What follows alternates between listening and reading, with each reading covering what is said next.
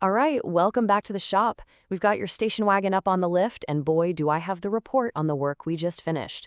The team just rolled out patch 1.13.0 for Pacific Drive, and we're going to walk through exactly what's been tuned up, tightened, and calibrated for your next big trip into the zone. This is literally the first thing the devs said in the patch notes, and it just sets the tone perfectly, doesn't it? This isn't just some dry technical update. It's about getting that feeling back. That sense that your trusty car is your reliable partner against all the chaos out there. This patch is all about smoothing out the ride. So first things first, let's pop the hood and talk about what's going on with the engine. The biggest changes in this patch are these deep foundational performance improvements that make the whole experience just feel so much more responsive, whether you're playing on PC or console.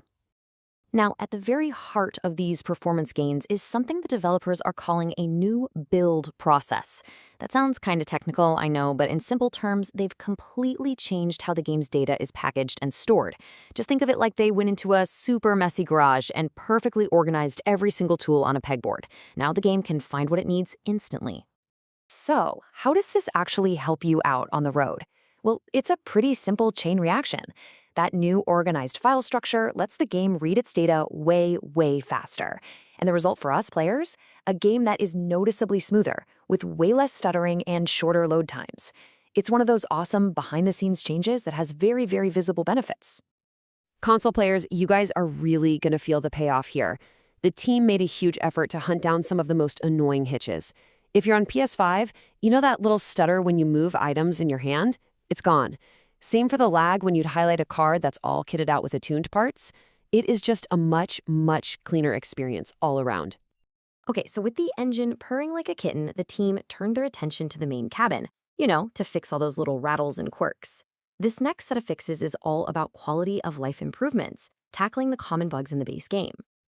Oh, this is a big one. How many times have you had your settings just magically revert to default? Well, that's fixed. For players using the Protanopia and Deuteranopia colorblind modes, the menus are now way easier to read.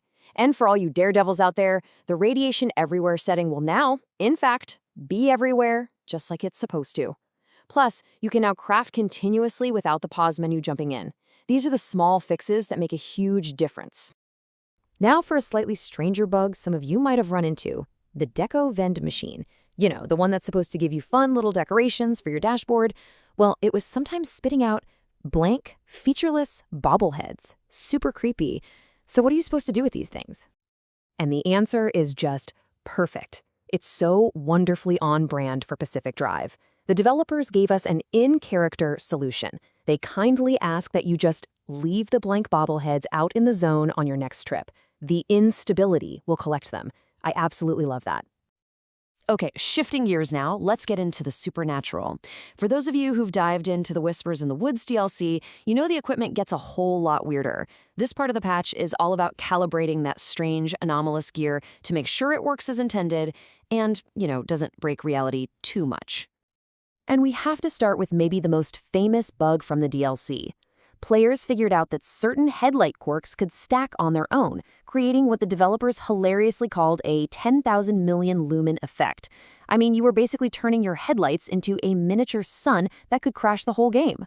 Well, that's been fixed. The quirks won't trigger on their own anymore, saving both our eyes and our save files. The other anomalous calibrations are just as important. Artifacts that mess with your car speed can no longer combine to achieve faster-than-light speeds. The lightning rod will now correctly attract lightning from those artifacts so you can generate limb energy. Some major progression bugs in the mysterious signal quest have been totally squashed. And finally, you can expect to actually find harvestmen and glow grabbers in their nests when the map says they're there.